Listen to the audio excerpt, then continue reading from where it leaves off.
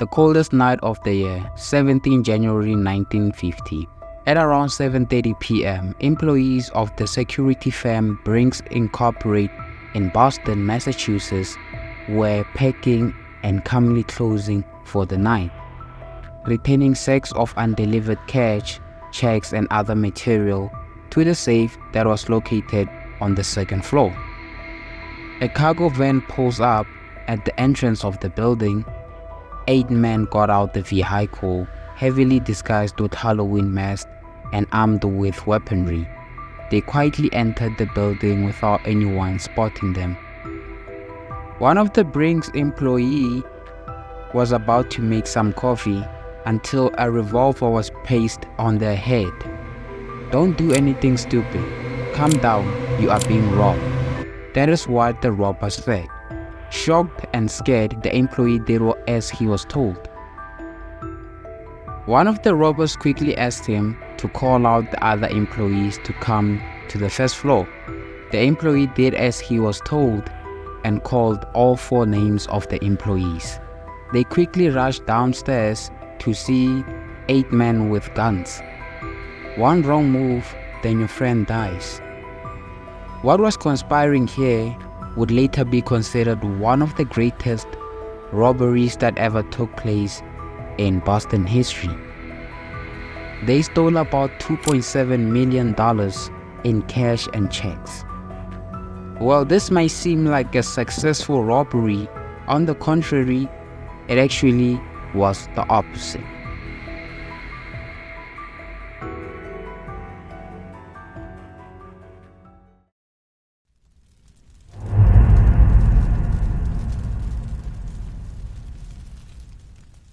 On one particular evening at an established bar, where all notorious criminals and corrupt policemen would meet to blow off some steam, there were 3 men seated at the back, having a private conversation. Amongst those 3 men, there was a man named Joseph McGinnis, a well-known notorious criminal who was on the run from the police after hitting a big score in Rhode Island. The 3 men were having a private conversation till McGinnis interrupted them and told them that he wanted them to help him assemble a big team in order to hit a score in Boston. Since he was laying low from the police, they were a bit shocked and skeptical, but his reputation preceded him, so they listened. He couldn't provide them with all the information until the whole team was assembled. So, when they were leaving, he decided to go visit one of his friends, Anthony Pino, who also happens to be very big in burglaries and robberies. When he got to Pino's house, they discussed about this new big score. Let's just say Pino didn't agree, but at the same time, he didn't disagree. Instead, he told McGinnis to give him time to decide and assess the whole thing. Even though McGinnis had 2 members already, Pino was very crucial in the whole robbery. McGinnis knew that having Pino in the crew could increase the chances of success. 2 days went by. Pino decided to call one of his closest friends, Jason James O'Keefe, to meet him at the bar. When O'Keefe got there, he knew that this wasn't a friendly visit, and he knew that Pino was cooking something. When Pino told him about the score, he was a bit reluctant and a bit shaken. But Pino assured him that he can trust McGinnis and the whole thing will be very quick and lucrative. So O'Keefe agreed to partake in the robbery. Pino later called McGinnis to let him know that he has recruited another member for the job. McGinnis was thrilled about the news. When Pino was going for his afternoon shift, his brother-in-law James Costa offered to give him a ride since they worked together at the same place. On their way to work, Pino decided it wouldn't matter to let him on the scheme too, so he decided to tell Costa to join them when they hit the big score. Without any consideration, Costa agreed. McGinnis alerted Pino a week later that they should meet up in order to plan the next move. When the whole team met up, it was all familiar faces. They all knew each other. Some even participated in the same crimes. O'Keefe didn't come alone though. He took upon himself to bring an additional member to the gang, a person named Stanley Albert Gassiora, who was well known in the underworld for his furious gun handling. O'Keefe knew that if anything could go wrong, Gassiora is the type of guy to make it right. So they were all set, and McGinnis showed them the pictures of the security company they were about to hit. Costa was a bit worried and quickly asked McGinnis why are they hitting Brink's Incorporate instead of hitting an actual bank. Obviously that was a stupid question, but McGinnis let it answered, because that's where they least expected.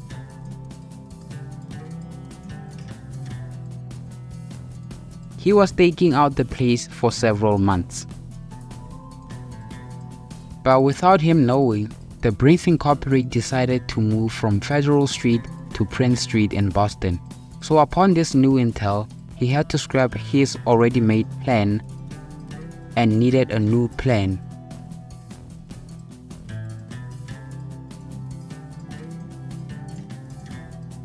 Well, how do you expect us to carry out the whole robbery if we don't have the floor plan? Henry Baker asked. McGinnis told him that since he and Adolf Muffle were the first to know about the score, they should be in charge of staking out the whole building and gathering the floor plan. Pino offered to gather more intel from a friend who used to work at Brink's. He believed that inside info could give them more information on the type of vault they had, any alarm system, and even schedules for deliveries and pickups. The assembling stage was looking a bit structured, but the team needed guns to carry out the mission. So Gassiora also offered to provide them with weaponry. Even though McGinnis had an unlimited supply, no one could say no to extra guns. When the whole team left, both McGinnis and Pino stayed behind. McGinnis was skeptical about bringing on O'Keefe. He raised the issue that O'Keefe has temper and is unreliable, but Pino gave him his word that if O'Keefe derailed, he would personally deal with him. Unknown to Pino, O'Keefe was a short-tempered loose cannon, but for the time being, he behaved. So maybe that's what really fooled the whole team, his unassuming character.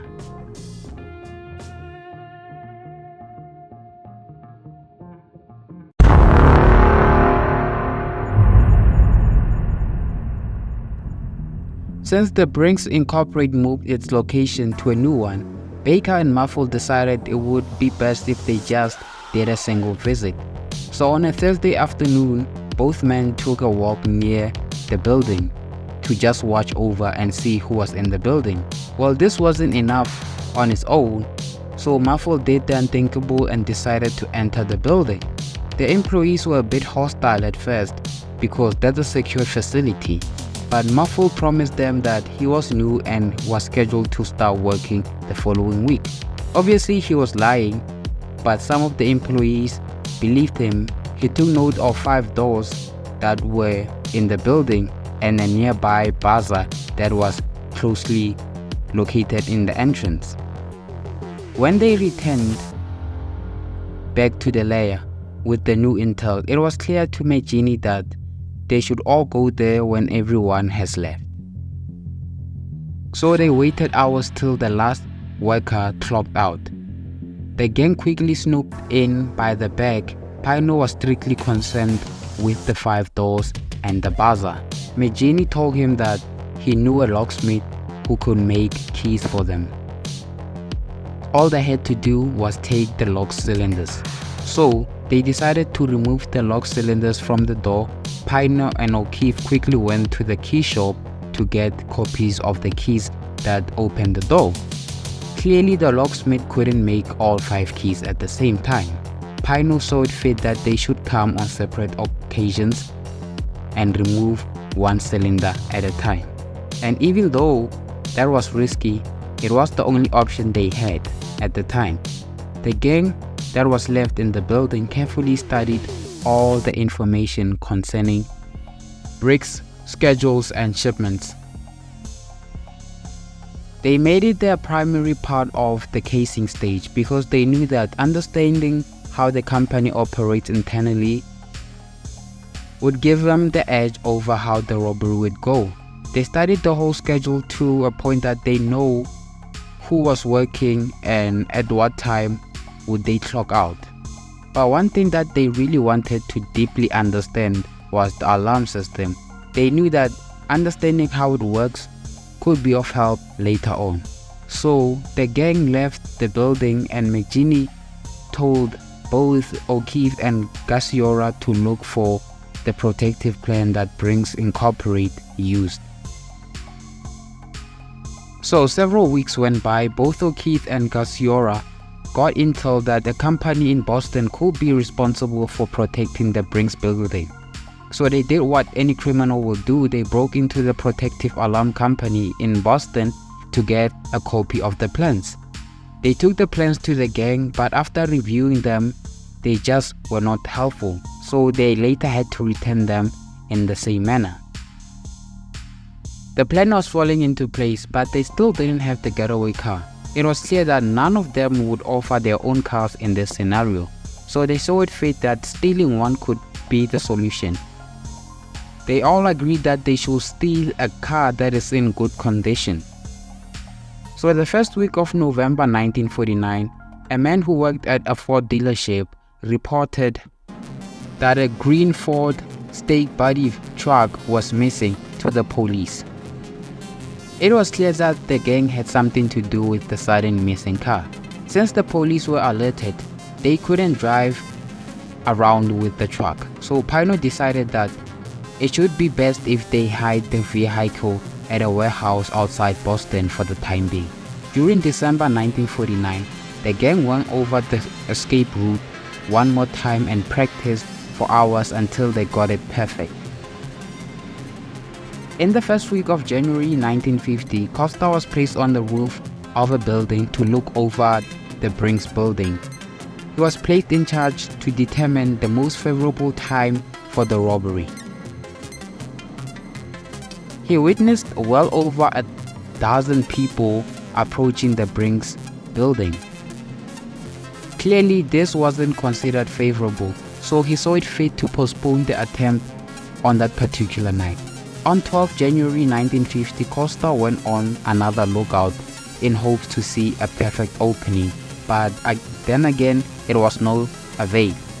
This time, the whole building was swarmed with police personnel and employees. They were shocked and started asking questions on why there were police at the building, but McGinnis assured them that it could be a routine check and nothing to be alarmed with. And then the plan is still on. They just had to be patient and wait for the perfect opportunity to make the attempt. 17 January 1950 at around 7 p.m. The gang met in Roxbury section of Boston and entered the Ford truck. The driver was alone at the front. All the members were cooped up in the back. During the drive from Roxbury, Pino distributed Navy-type pea coats and shuffle cats to the men in the back. Each man was given a pistol and a Halloween-type mask. They each carried a pair of gloves. O'Keefe even wore crepe-soled shoes to muffle his footsteps, and the other wore rubbers. When he passed by the Brink's office, they noticed that the lights were out on the Prince Street side of the building. This was in their favor. After continuing up the street, at the end of the playground which adjoined the Brink's building, the truck was stopped. Everyone stepped out except Pino and the driver. They proceeded into the playground to await for Costa's signal, who was already on the roof. After receiving the go-ahead signal from Costa, the gang walked towards the entrance of the Brink's building. Using the outside door key they had obtained previously, they quickly entered and wore their mask. The other keys in their possession enabled them to proceed to the second floor, where they took the employees by surprise. Now let's get back to the actual robbery. Seeing that one of their employees could be in danger, they did as they were told by the robbers and followed all the instructions to the T. The employees were securely bound and gagged. The robbers began looting the premises. During the operation, one of the employees' pair of glasses were unconsciously scooped up with the other items and stuffed into the bag. The robbers' carefully planned routine inside Brink's was interrupted only when the attendant in the adjoining Brink's garage sounded the buzzer. Before the robbers could take him prisoner, the garage attendee walked away. Although the attendant did not suspect that the robbery was taking place, this incident caused the criminals to move more quickly. Before fleeing with bags of loot, all 7 men armed attempted to open the metal box containing payroll of the General Electric Company. They brought no tools with them, however, they were unsuccessful. Immediately upon leaving, the gang loaded the loot into the truck that was parked on Brink Street near the door. As the truck sped away with 9 members of the gang, Costa departed in a stolen Ford sedan. The Brink's employees worked themselves free and reported the crime. One of the drivers drove the truck to the house of Mayfield's parents in Roxbury. The loot was quickly unloaded. The driver sped away to hide the truck. One of the members, who was on parole at the time, left the truck before it arrived at home in Roxbury, where the loot was unloaded. He was certain that he would be considered a strong suspect and wanted to begin establishing an alibi. While others stayed at the house to quickly make count of the loot, Pino and Fahedi departed. Immediately after half an hour, Bainfield returned with McGinnis. Prior to this time, McGinnis had been at his liquor store. He was not with the gang when the robbery took place. The gang members who remained at the house of Mayfield's parents soon dispersed to establish their own alibis.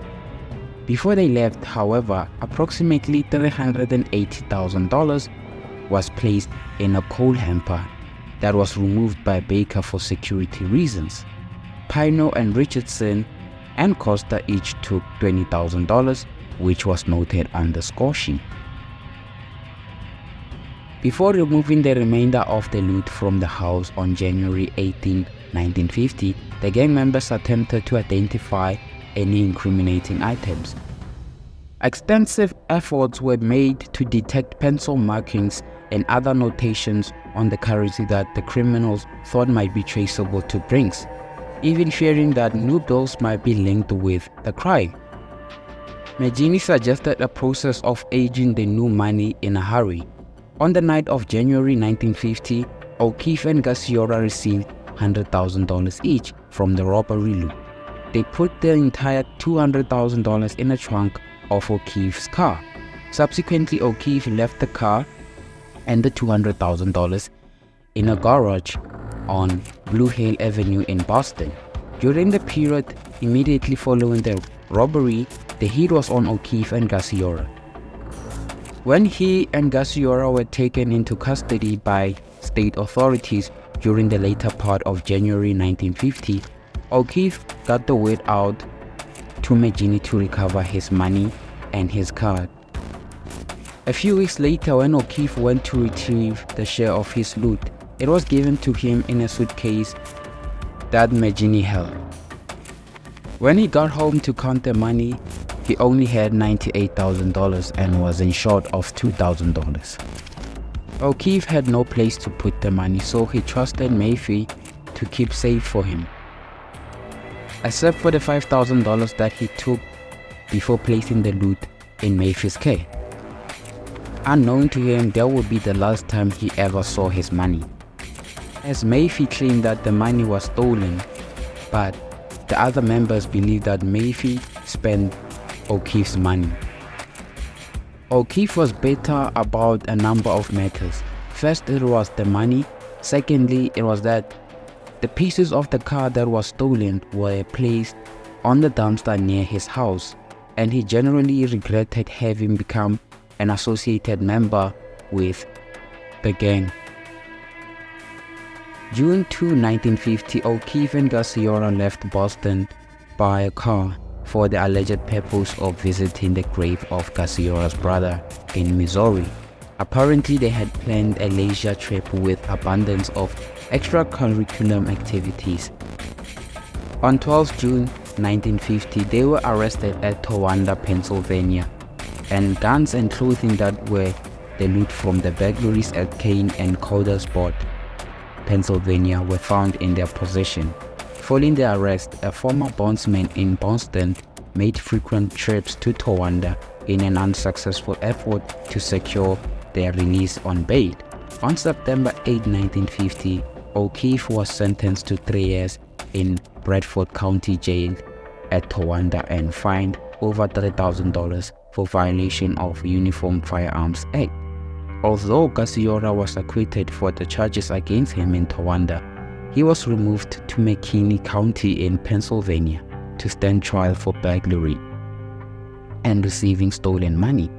On October 11, 1950, Garciora was sentenced to serve 5 to 20 years in Western Pennsylvania Penitentiary at Pittsburgh. Even though these convictions, Garciora continued seeking their release. Between 1950 and 1954, the underworld occasionally rumbled their rumors that pressure was beginning to exert upon the Boston gang to contribute money for this criminals' legal fight against the charges in Pennsylvania. The names were Pino, Mayfield, McGinnis, and Baker, frequently mentioned in those rumors. It was said that they had been with O'Keefe on the big job. Despite the lack of evidence and witness upon which the court proceedings could be based, as the investigation progressed, there was little doubt that O'Keefe had been one of the central figures in the Brink's robbery. Pino also was linked with the robbery. There was every reason to suspect that O'Keefe felt Pino was turning his back on him now that O'Keefe was in jail. Both O'Keefe and Garciora had been interviewed on several occasions concerning the Brink's robbery, but they had claimed complete ignorance. In the hopes that a wide breach might develop between the two criminals who were in jail in Pennsylvania and the gang members who were enjoying luxury of free life in Massachusetts, the FBI again visited Garciora and O'Keefe. Even in their jail cell, however, they showed no respect for law enforcement. In pursuing the underworld rumors concerning the principal suspect in the Brink's case, the FBI succeeded in identifying more probable members of the gang. There was Mayfield, one of the gang members who allegedly was being pressured to contribute money for legal battles of O'Keefe and Garciora against Pennsylvania authorities. He had been questioned concerning his whereabouts on the night in question, but he failed to provide specific accounts of where he had been. Questioned by the Boston police on the day following the robbery, Baker claimed that he had eaten dinner with his family on the evening of January 1950 and left the house around 7 p.m.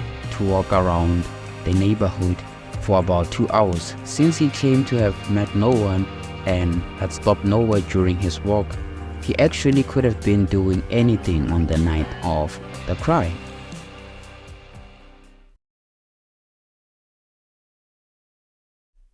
Underworld's rumors alleged that Mayfield and Henry Baker were high on O'Keefe's list because they had beaten him out of a large amount of money. When Baker heard these rumors, he did not wait around very long to see whether they were true or not. Soon after O'Keefe was released, Baker and his wife left Boston on a supposed vacation.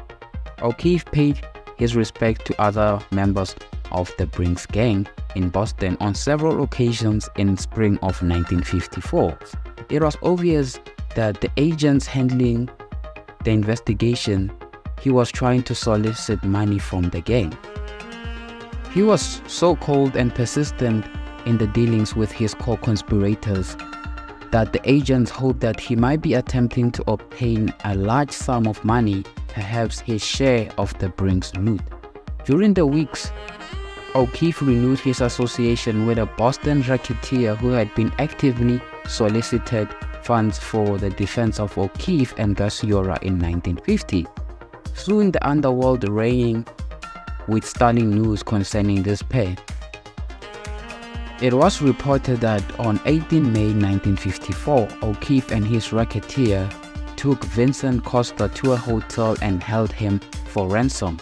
Allegedly, the other members of Brink's gang arranged for O'Keefe to be paid a small sum of the ransom he demanded, and Costa was released the following day. Special agents subsequently interviewed Costa and his wife, Pino and his wife, the racketeer, and O'Keefe. They all denied any knowledge of the alleged incident.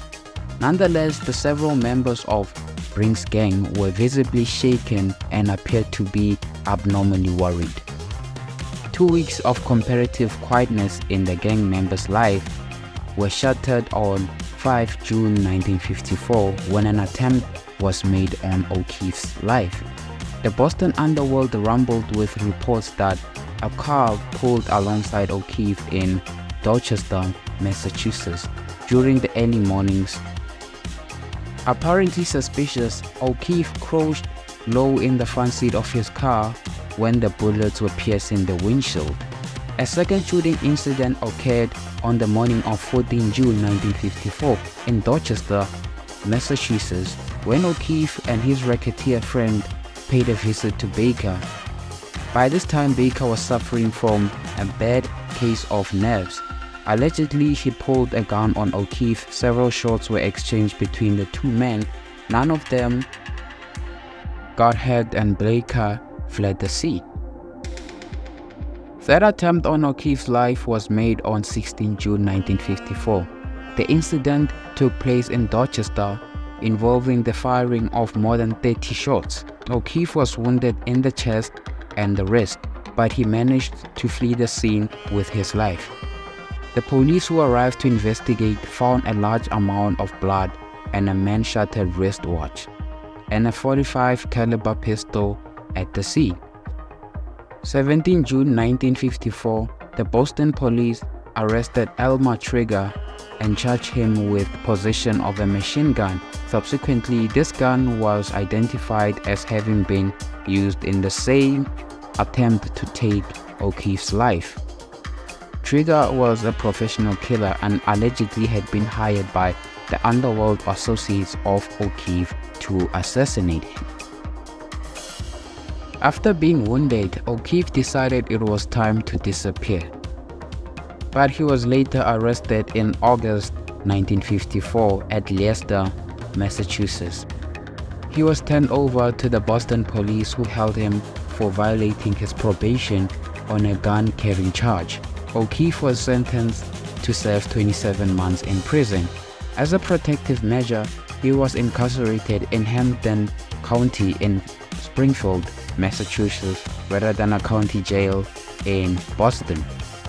O'Keefe's racketeer suddenly went missing. The underworld believed that a hit was placed on his head and was killed for his association with O'Keefe. Besides the fact that substantial amounts of money were being spent by members of the robbery during 1954 in defending themselves against legal proceedings alone, the year ended without the location of any bills identifiable as part of the Brink's loot. In addition, although the violent dissension had developed within the gang, there was no indication that any of the men were ready to talk. Based on the available information, the FBI felt that O'Keefe's disgust was reaching the point where it was possible he would turn against his co-federates. From his cell in Springfield, O'Keefe wrote bitter letters to members of the Brink's gang and persisted in his demands for money. The conviction for burglary in McKean County, Pennsylvania still hung over his head. The legal fees remained to be paid. During 1955, O'Keefe carefully pounded his position. It was clear that he would spend his remaining days in prison, while his co-conspirators would have many years to enjoy luxury of life. Even if he is released, he thought his days were numbered. There had been 3 attempts on his life in June 1954. His assassins were waiting for him to return to Boston, evidently resigned to long years in prison or a short life outside. O'Keefe grew increasingly bitter towards his old associates. Throughout long weeks of empty promises of assistance and deliberate stalling by the members, he began to realize that his threats were falling on deaf ears. As long as he was in prison, he could do no physical harm to the criminals, and the gang felt that his chances of talking were very slim because he will be implicated in the robbery too. 2 days after Christmas of 1955, the FBI agent paid a visit to O'Keefe. After a period of hostility, he began to display a friendly attitude towards the FBI agent. Interviewed again on December 28, 1955, he talked somewhat more freely, and it was obvious that the agents have gradually won his respect and confidence. At around 4:20 p.m. on January 6, 1956, O'Keefe made the final decision. He was through with Pino, Baker, McGinnis, Mayfield, and the other bank conspirators who had turned against him. "Alright, what do you want to know?" said O'Keefe to the FBI agents. In a series of interviews during the succeeding days, O'Keefe related the full story of the Brink's robbery. After each interview, the FBI agent worked tirelessly to check the parts of the story which were subject to verification. Many of the details had been obtained during the 6-year investigation. Other information provided by O'Keefe helped to fill the gaps which still existed. On January 11, 1956, the United States Attorney at Boston authorized special agents of the FBI to file complaints against charging 11 criminals with conspiracy to commit theft of government property, robbery of government property, and bank robbery by force and violence by intimidation, and committing bank robbery on 17 January 1950, and committing an assault on Brink's employees during the taking of the money, conspirating to receive and conceal money in violation of the bank robbery and theft of government property statute. In addition, McGinnis was named in 2 other complaints involving the receiving and concealing of the loot. 6 members of the gang, Baker, Costa, Gigan, Mayfield, McGinnis, and Pino, were arrested by the FBI agents on 12 January 1956. 3 of the remaining 5 gang members were previously accounted for, O'Keefe and Garciora being in prison on other charges and Benfield being dead. Fahedi and Richardson fled to avoid apprehension and subsequently were placed on the list of the FBI 10 most wanted fugitive list. Their success in evading arrest ended up abruptly on May 16, 1956, when the FBI agent raided the apartment in which they were hiding in Dorchester, Massachusetts. At the time of the arrest, Fahedi and Richardson were rushing for the 3 loaded revolvers that they had left on the chair in the bathroom of the apartment. Their hideout was found to contain more than $5,000 in coins. As a cooperative measure, the information gathered by the FBI in Brink's investigation was made available to the district attorney, Suffolk County, Massachusetts. On January 13, 1956, Suffolk County grand jury returned 4 indictments against 11 members of the Brink's gang. O'Keefe was the principal witness to appear before the jury. 8 men were sentenced by Judge Forte on October 9, 1956. Pino, Costa, Mayfield, Gigan, Fahedi, Richardson, and Baker received life sentences for the robbery, 2-year sentences for conspiracy to steal and a sentence of 8 years to 10 years for breaking and entering at night. McGinnis, who had not been at the scene on the night in question, received a life sentence on each of the 8 indictments that charged him with being an accessory before the fact in connection with the Brink's robbery. In addition, McGinnis received another sentence of 2 years. While action to appeal their conviction was taken on their behalf, the 8 men were removed to state prison at Walpole, Massachusetts.